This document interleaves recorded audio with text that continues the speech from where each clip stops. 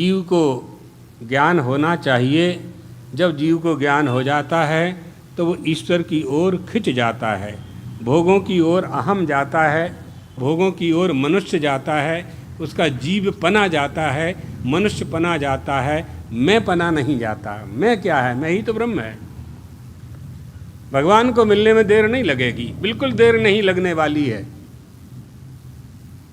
हम अपने स्वरूप को समझ लें, चेतन को समझ लें, बिल्कुल देर नहीं लगने वाली है। चाहे समझो पलक में, चाहे जन्म अनेक, जब समझो तब समझ है सब घट में एक।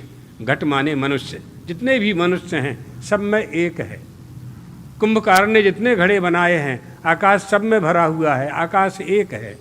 सब में जल भरा हुआ है, जल एक है। किसी भी घड़े से पानी पिएंगे पिपासा शांत हो जाएगी। घड़े अलग अलग हैं, मिट्टी के घट भिन्न भिन्न हैं, जल सब में एक हैं। यही भाव हमें स्थापित करना है।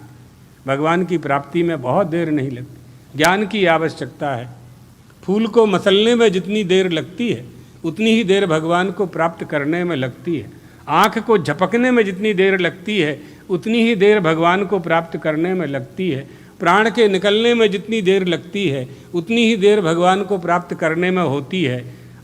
इसलिए कभी भी हमें निराश नहीं होना चाहिए। प्राप्त करेंगे तो प्राप्त होगा, कोशिश करेंगे प्राप्त होगा, संकल्प करेंगे प्राप्त होगा। प्राप्त करने का प्रयास करना चाहिए। क्यों करना चाहिए? क्यों करना चाहिए? क्योंकि मनुष्य ही कर सकता है। मनुष्य ही भगवान को अपने सामने प्रकट कर सकता, साक्षात्कार कर सकता है, उसकी आराधना कर सकता है। मनुष्य ही दूसरों की सहायता कर सकता है। धनी व्यक्ति ही निर्धनों की सहायता कर सकता है। डॉक्टर ही रोगों को भगा सकता है। इसी तरह से मनुष्य ही भगवान का भजन कर सकता है। पशु नहीं कर सकते, बेचारे वो नहीं करते। 84 लाख शरीर में वो बुद्धि नहीं है। बुद्धि है तो विवेक नहीं है। मनुष्य में दोनों है, बुद्धि भी है, विवेक भी है। साधन चतुष्टय संपन्न भी हो सकता है, षट संपत्ति का धारक भी मनुष्य ही हो सकता है। वो होना चाहिए, करना चाहिए। इसलिए ईश्वर की सिद्धि ऐसे ही तो करेंगे ना। प्रमेय की सिद्धि बिना प्रमाण के तो होगी नहीं।